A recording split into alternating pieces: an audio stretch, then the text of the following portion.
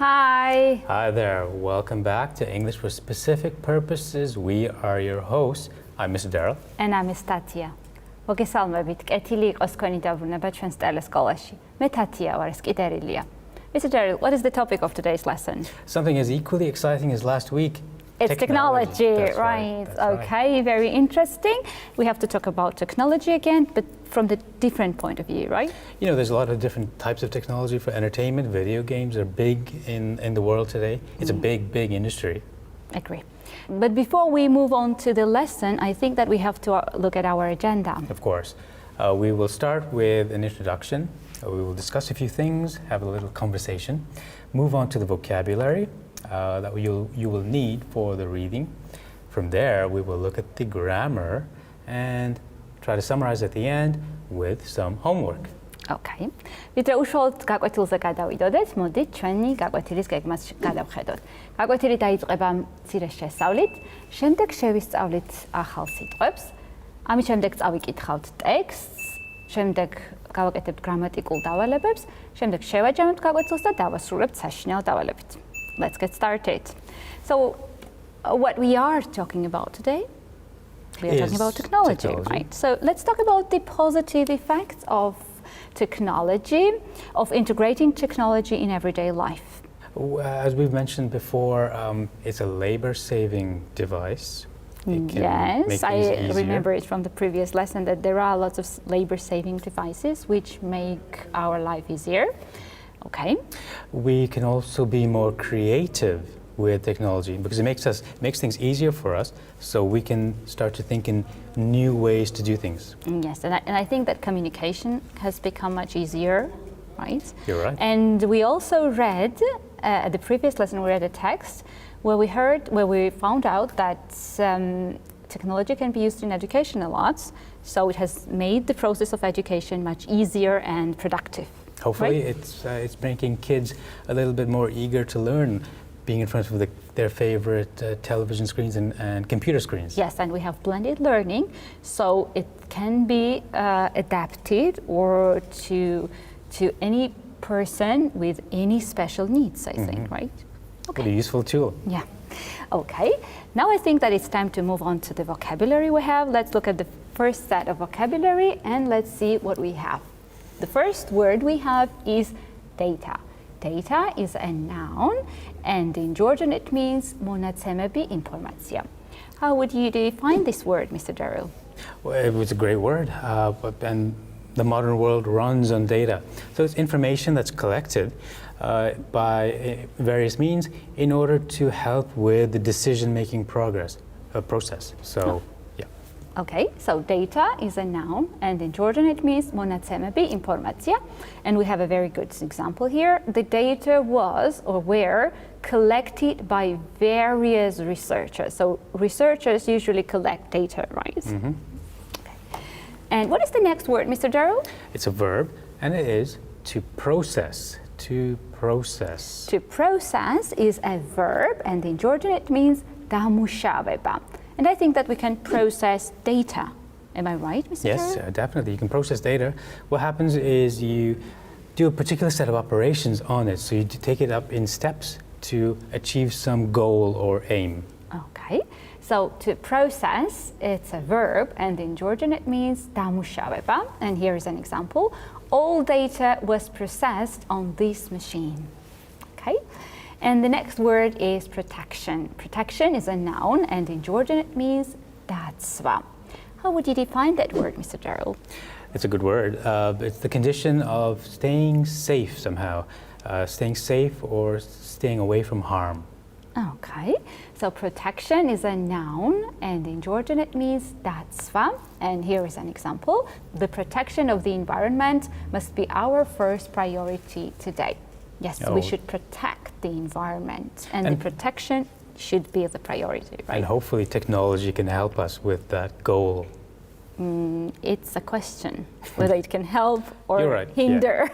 Yeah.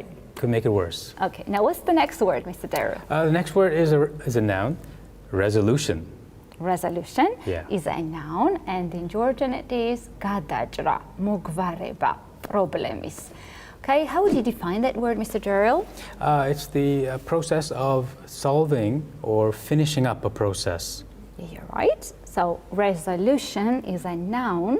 In Georgian it means გადაჭრა, მოგვარება problems, and we have an example here. It was a successful resolution to the crisis. So we need resolutions when we are in the middle of crisis, right? We don't want things to be open-ended and continuing on and on and on. You want to resolve things, finish them up. Okay. And what is the next word, Mr. Well, it's a very interesting word. It's a kind of a modern word. It's a technophobe. Technophobe. Technophobe is a noun, and in Georgian it means technophobia. Do we call people who are not good at technology, who are afraid of technology, technophobes or not? Precisely. The second part, being afraid of technology. It's in the name, phobia. Someone who's afraid of technology or is not comfortable around technology. Okay, so technophobe is a noun, and in Georgian it means technophobia.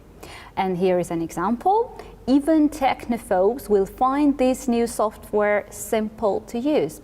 I think that this is essential, okay? So technology should be even easy to use for technophobes, right? You know what? My grandmother is a bit of a technophobe. Yeah, she's not really? very comfortable around technology. Okay, my grandmother too. Okay. And I think that we have finished with the first set of vocabulary, and it's time to practice, right? So can I be the first to try? Yes, indeed. Okay. I know you love these parts, so let's go. Yeah. It took my brain time to, here's the space, something, the fact that I was free to leave. Okay, let me think. I think that I need a verb here. So I would choose the verb process here. Very good. And I'm right. So it took my brain time to process the fact that I was free to leave. Now I'll read the sentence and you'll try. The computer verified that then there is a blank space, was loaded correctly. What would you choose for this sentence? There's a few clues in here. The computer for one thing and loaded for another. So if there's a computer and it's loading something into the computer, I would say it has to be data. And you're right, of course. The computer verified that the data was loaded correctly. Now it's my turn. Here you go. Here's your sentence. The company offered a reasonable something. I think that the company can offer a reasonable resolution. That's what they... Maybe I'm right, and I'm right. Excellent, yes. Okay. Now it's my turn to read. It urges the government to ensure that proper data, then there is a blank space, standards are enforced. So what do you think can go in the gap? Well, if the government's afraid of cyber attacks, they would need proper data protection standards. And you're right. Okay. Data protection is really, really important for a lot of companies. It's becoming more important, I think. Due to this cyber attacks, right? Yeah, and hackers and so on. Hackers. Okay. And final one is the easiest part. I will just say the sentence. Yeah. So some are technophobes who cannot cope with modern gadgetry. Okay, so if you cannot cope with modern gadgetry, you are called technophobe. And you're left behind. You can't participate in the modern world if you're not technologically savvy, as we say. Yes. Okay, and I think it's time to move to the second set of the vocabulary. Which is? Because we are going to read a text, and to read a text we need to know some of the words to make it easier for us to understand the text, right? Yeah, we do need these words to help understand the text better. Okay, now let's look at the first word we have, and the first word we have is recognition. Recognition is a noun, and in Georgian it means amotsnoba. How would you define that word, Mr. Darrow? It has different meanings, of course, but with our technological focus of today, it means when a computer can process information that's given to it and understand what the information is saying. Okay, so recognition is a noun, and in Georgian it means amotsnoba. And here we have an example. They have installed text recognition software. Very useful thing, isn't it? Yeah. Okay, and what is the next word, Mr. Gerald? It is a noun, and it is detection. Detection. Detection is a noun, and in Georgian it means აღმოჩენა, გამოაშკარავება. Detection. How would you define the word in English, Mr.? Yes, you can possibly guess. It's connected to detective, so in that sense, you are trying to find something out. You're trying to discover something new. Right. The detection is a noun, and in Georgian it means აღმოჩენა, გამოაშკარავება. And here is an example. Early detection of the cancer improves the chances of successful treatment. So if any disease is detected at the early stage, I think that it's much better, right? Yes, and we need technology for that. And we definitely need technology for that. And the next word is effort. Effort is a noun, and in Georgian it means mtstelobam. And how would you define that word in English, Mr. Daru? Effort is a physical or mental activity that is needed to achieve something. We usually make lots of effort to achieve something, right? Yeah, although labor-saving devices can help with the effort. Okay, so effort is a noun, and in Georgian it means mtstelobam. And here is an example. A considerable amount of time and effort has gone into the project. Yeah, when you are just implementing or carrying out some kind of project, you need a lot of effort, and it needs a lot of effort and hard work. Mm-hmm. Okay. And what is the next word, Mr. Daru? It's a noun. Privacy. Privacy. Privacy is a noun, and in Georgian it means confidentialurobam. How would you say that how would you define that word in English? Well, it's something that we all love, of course. We all like to keep our privacy, keeping your private information and your secrets and relationships secret. Here we have an example. The new law is designed to protect people's privacy, which is very important because very often privacy is violated, right? Can we say like that? Yeah, by hackers and by all sorts of cyber attacks. Okay. Now let's move on, and the next word is creepy. Creepy is an adjective, and in Georgian it means sashineli, satsageli. How would you define that word, Mr.? It's an interesting word, creepy. When something's strange or slightly frightening. Okay, so creepy, it's an adjective, and in Georgian it means sashineli, sadzageli, and here we have a very good example. I got a real creepy feeling on the way over there, as if someone was watching me. So when you have the feeling that someone is watching you, it's a really creepy feeling, isn't it? Yes, and as well, when you're in a house that you think is haunted or might have a few ghosts, we have this creepy feeling that the house is haunted. Yeah. And I think that we have come to the part when we have to read the text. But before we read the text, let's have a little bit of a discussion. What do you think? Does the development of technologies threaten the privacy of individuals? Unfortunately, yes. There's no way around it. The more technology becomes prevalent in our lives, the less privacy we have, because everything is online somewhere. All your information is somewhere online, whether it's banking information or passwords, and it's all at the mercy of hackers and other cyber attackers. Yeah, you know, I was surprised to find out when you are on social media, for example, when you're using social media, I think that you are tracked there too, because they always know what interest you've got or what you are interested in or what you are looking for example. And I think that companies use this information a lot, because once I was searching for something to buy and I visited one of the Facebook pages, and then it turned out that on my feed, I could see the products of the same type from different companies. So I think that I guess that the information about me was accessible for companies.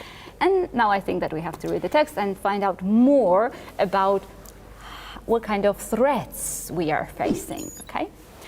So facial recognition technology is increasingly being used in many places in the United States and overseas. Such systems use machine learning tools to scan faces in an attempt to recognize particular individuals. Many police agencies across the world have used facial recognition technology to search for and help catch criminals. The technology has also been used at some US airports to help confirm the identity of passengers and get them on flights. It's also used to unlock phones and other electronic devices, and in some cases, even cars. Now, a similar technology known as facial detection is entering a new field, the business of advertising. Facial recognition technology is meant to identify a specific individual. Facial detection systems aim to protect the presence of a person and try to predict some facts about them. That's what we were talking about, right? This is, I suppose, a good part of technology, protection. Yeah. Now, businesses use cameras set up inside the stores of the public area. The cameras scan the faces of individuals and predict their age and their sex. Some systems are also designed to judge a person's emotions. That information can then be used to target people with real-time advertisements on video screens during their visit to the store. One facial detection system developed by a company called Mood Media aims to judge a person's happiness or fear level. Businesses could use such information to get real-time reactions from people as they look at products or video ads in the store. Such a system could be used as part of a company's efforts to test the popularity of specific products. Right, and now let's move on to the next section. Another company, Cineplex Digital Media, showed off a camera-powered system designed for use in retail business, on the street or at bus stops. The company says its product can detect things like whether someone is wearing eyeglasses or has facial hair. That information could then be used to target those people with ads for new glasses or shaving equipment. Some privacy groups have criticized the use of such facial detection systems. Pam Dixon heads the World Privacy Forum, a not-for-profit group that researched privacy issues. The creepy factor here is definitely a 10 out of 10, she told the AP. Dixon added that the technology could lead to some discriminatory methods. For example, a business could raise the price of a product or service based on a person's age, or it could target a person with an ad for an antidepressant drug if the individual appears to have a set facial expression. We should not be gathering the emotional state of anyone, Dixon said. Supporters of the technology say it could improve the buyer's experience by drawing attention to products they might like or by offering them special deals. Here we see some of the disadvantages of too much technology. It can start to read too much information from you, your emotional state, your psychological state. Even emotional state, which I think it's really creepy. You don't want people to know that. Okay. Now I think that it's time to check how well we remember and how well we understood the text. And for that we have an exercise. We have statements, and we have to identify whether the statements are true or false. Okay. And I want you to read the statement, and I will try and see how well I remember the text. Okay, let's start. AI cameras have been used in police investigations in the US alone. No, I wouldn't agree. It's a false statement because I remember that we read many police agencies across the world have used facial recognition technology to search for and help catch criminals. So it's not only in the US, but in many other countries. Okay, now I will read the statement. You will try to guess. AI cameras used in advertising are not the same as facial recognition cameras. You know what? I'm going to say, is it false, Ms. Tatia? No, you are not right. It's true because we read facial recognition technology is meant to identify a specific individual. Facial detection systems aim to detect presence of a person and try to predict some facts about them. So there's like a slight difference, right? I should have read those texts better. Yes. Okay, now I will try. The information gathered by facial detection cameras is used to send individual customers videos after their visit to the shop. Do you think that's true or false? I'm sure it's false because I remember that we read the cameras scan the faces of individuals and predict their age and sex. I think that we have finished with the text and it's time for grammar. And what is the topic of today's grammar, Mr. Darrell? Something extremely useful when you speak in English to express a lot of things, conditionals. Oh, I'm interested in it, and I love the conditionals. And today we are going to talk about zero and first conditional, as I remember, okay? So when do we generally use zero conditional? Well, you use zero conditional when you are giving general or scientific facts and definitions. Oh, you're right. And what is the form? Well, you would construct the sentence in this way. If plus present simple followed by present simple. Right. And now let's look at the example. If you have faith in something, you believe in something you cannot prove. So we have two parts here, an if part and the second part, and in both parts we have present simple, as I can see. Because it's a definition. Because it's a definition, as we said, right? Now let's move on and let's talk about first conditional. When do we use first conditional, Mr. Darrell? With the first conditional, it's real or likely conditions in the present or future, and the results in the present or future. Yeah, right. And what about the form? How can we form first conditional, Mr. Darrell? Well, you start with the if, as always, then you follow it with the present tense, and then you follow it with the will plus the bare infinitive. You're right. And here is an example. If you meet the manager, he'll tell you the news. Mr. Darrell, is this sentence about future, about present, or about past? Can you help me? It's about the future.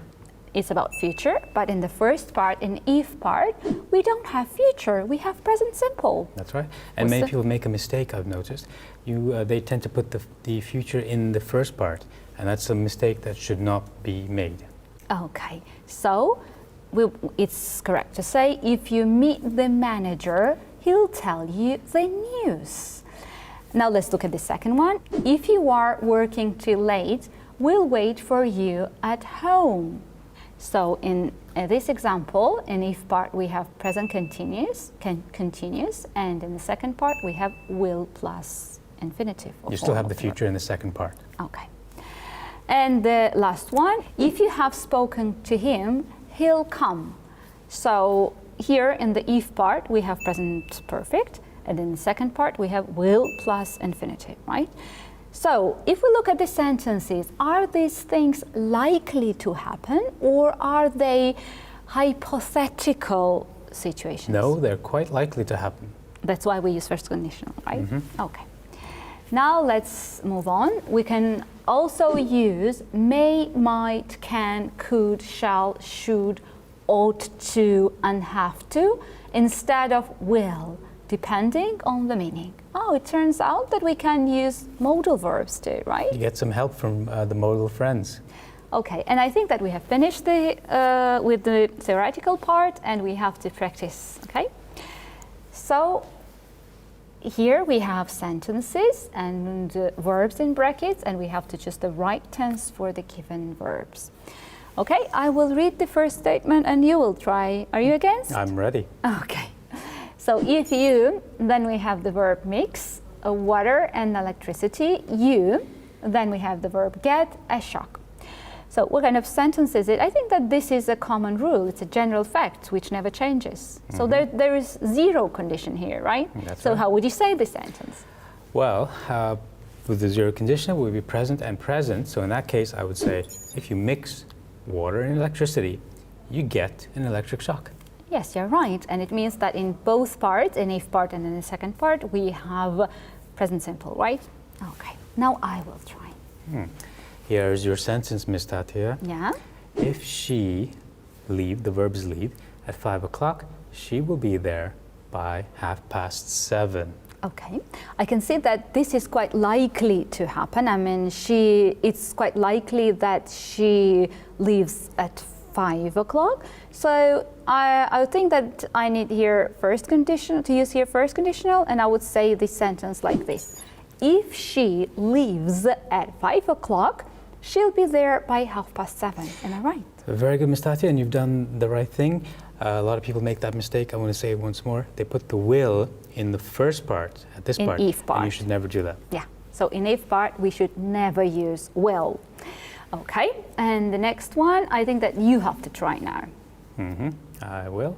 If you inform the board about the problem, they, here's the verb find, a solution.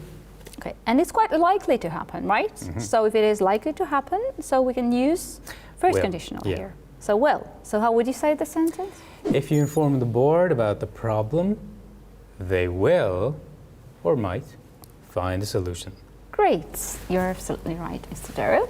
And I think that we have finished with the exercise. We were quite successful at doing it, and we have to summarize the lesson now. Well, Ms. Tatya, as you remember, we looked at the vocabulary at the beginning. This led us straight into the reading text, which was fascinating. Then we had a look at the grammar, which were conditionals. მოდით გაკვეთილი შევაჯამოთ. დღევანდელი გაკვეთილი დავიწყეთ მცირე შესავლით, შემდეგ შევისწავლეთ ახალი სიტყვები, წავიკითხეთ ტექსტი, შემდეგ გადავედით გრამატიკაზე, გრამატიკაში განვიხილეთ პირობითი წინადადებები. ახლა კი დროა საშინაო დავალებაზე გადავიდეთ. Mr. Gerald, I think that we have to talk about homework now. So what is the homework for today? You know, a lot of people have different opinions about technology. They have criticisms and they have positive things to say. Here's your question that we would like you to think about. Write a paragraph about the advantages and disadvantages of technological advancement. And there is much to write, I think, right? On both sides. Yeah, on both sides. So where can the homework be uploaded, Mr. Darrow? Well, I can send it to the address that's on the screen right now. So, Mr. Darrow, I think that we have come to the end of the lesson. We have to say goodbye to the viewers. But I think that we are going to meet them again next week with even more interesting topics. I believe we are going to a new topic, and that will be fun to look forward to. Yes, really. So, we have to say goodbye. Stay with us and keep on learning. Bye. Until next time, goodbye.